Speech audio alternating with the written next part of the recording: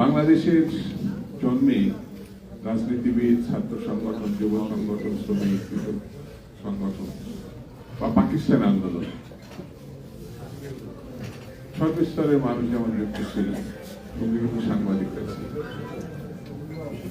সাংবাদিক, পত্রিকা, মিডিয়া দেশের যেমন উন্নয়নের জন্য ভূমিকা রাখতে পারে, ঠিক তেমনি দেশ বিরোধী ভূমিকাও কখনো কখনো তারা পালন করে। মানবদের সবকিছু আছে না, বাংলাদেশও আছে। আপনি কোন ধারায় যাবেন, কোন ভাবে আপনি যুক্ত হবেন। ইত্তেফাকের ভূমিকা আগে যখন প্রতিষ্ঠা লগ্নে মৌলানা ভাসানী যখন সম্পাদক ছিলেন, প্রকাশক ছিলেন, তখনকার ইত্তেফাক আর এখনকার ইত্তেফাক তো এক জিনিস, প্রেক্ষাপটও ভিন্ন। ঠিক তেমনি আপনি কি আমার দেশের অনুসারী হবেন নাকি প্রথম আলো? এটা দুটি ভিন্ন পথ, ভিন্ন মেজাজ, ভিন্ন দৃষ্টিভঙ্গি। আপনি কোন মেজাজে এগোবেন?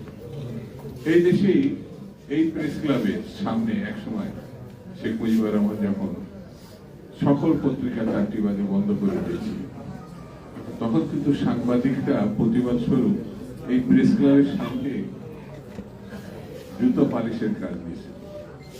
শেখ মুজিবুর রহমান পাকশালের যখন প্রতিষ্ঠা হয়েছে, কিন্তু সাংবাদিকরা তার সাংবাদিকতা ছাড়ে না। সাংবাদিকদের যেমন দীর্ঘ ঐতিহ্য আছে, আন্দোলন, সংগ্রাম, লড়াই, পাশাপাশি কিছু কুলাঙ্গারও আছে, এখনো আছে, একেবারে নেই এটা বলুন, এখনো আছে। সেই জন্য আপনারা যে মহতী উদ্যোগে যুক্ত হয়েছেন, আমি তাদেরকে বলব, দেশ, মাটি, মানুষ এটা যদি ধারণ করা সম্ভব হয়, তাহলে আপনাদের পথ চলা সম্ভব। যেমন এখন বাংলাদেশের সব থেকে গুরুত্বপূর্ণ ঘটনা আপনার সংযুক্ত হতে পারে, অর্থাৎ 24-এ যে মহাপ্রলয়, মহাপরিবর্তনের যে ছাত্র জনতার ভূমিকা, সেই ভূমিকা যেমন ঊর্ধ্বে তুলে ধরতে হবে এবং এটিও তুলে ধরতে হবে গণতন্ত্রের উত্তরণের জন্য আমাদের পথটা কি। গণতন্ত্রের পথ একমাত্র উত্তরণের সেটি নির্বাচন। শেখ হাসিনা বাহানা করে নির্বাচনী ব্যবস্থা ধ্বংস করেছে।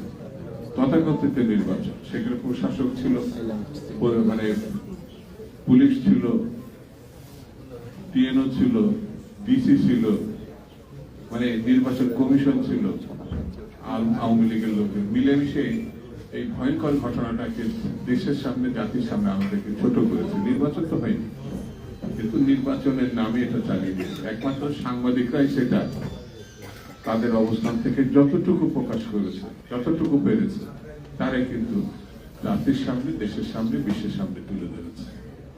তারা নির্যাতিত হয়েছে এই সত্য বলার কারণে। বড় অংশটাই হয় ভয়ে নাই স্বার্থে তারা এটা পারে না। এখন একটু আলমগীর বক্তৃতা আমি শুনছিলাম যে এই পথে আসলে সত্যের পক্ষে কাজ করতে হবে। আসলে আমি মনে করি মিনিংলেস জব না করাই ভালো। সাংবাদিকতায় এখন আমাদের জনমতটা তৈরি আছে গণতন্ত্র প্রতিষ্ঠার লক্ষ্যে।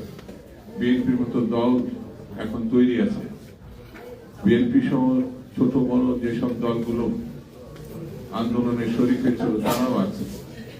এখন কোনো তালবাহানা জাতির সঙ্গে না করা ভালো। অর্থাৎ প্রধান উপদেষ্টা, সেনাপ্রধান ডক্টর আসিফ নজরুল আর শিক্ষা উপদেষ্টা, তারা কিছু কম বেশি একই কথা বলেছেন। এই বছর শুরু হলো, এই বছরের শেষ 26-এর প্রথম নির্বাচনটা হবে। এর বাইরে না যাওয়াটা বোধ হয় জাতির সঙ্গে জন্য, গণঅভ্যুত্থানের সঙ্গে মানুষের জন্য পরিপূরক হবে। বাইরে গেলে সন্দেহ সৃষ্টি হবে, তখন বিষয়টি বিতর্কিত হবে। আমি আজকে আপনাদের বেশি কোনো আজকে রাখবো না, শুধু এতটুকু বলি, বাঙালি জাতি, বাংলাদেশি মানুষ যুদ্ধ করে স্বাধীনতা অর্জন করেছে। তারা যা মনে করে সেটি যদি না পায়, তারা কিন্তু কারোর কাছে মাথা নত করে না।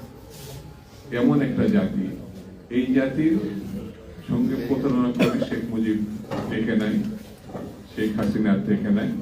আগামী দিনেও যদি কারো মাথার ভিতরে এই প্রতারণার বিষয় থেকে থাকে, আমি তাদের অনুরোধ করব বাস্তবতায় আসুন, তাহলে বুঝতে পারবেন কোন কাজটা আগে করতে হবে, কোন কাজটা জরুরি। এই জিনিসটা যদি আপনারা বুঝতে পারেন তাহলে অনেক সমস্যার সমাধান হবে। এটাই আমার বক্তব্য। আর আজকে যারা আমাকে এখানে দেখছে তাদের মাধ্যমে নববর্ষের শুভেচ্ছা আপনাদেরকে জানাই, ইংরেজি নববর্ষের শুভেচ্ছা।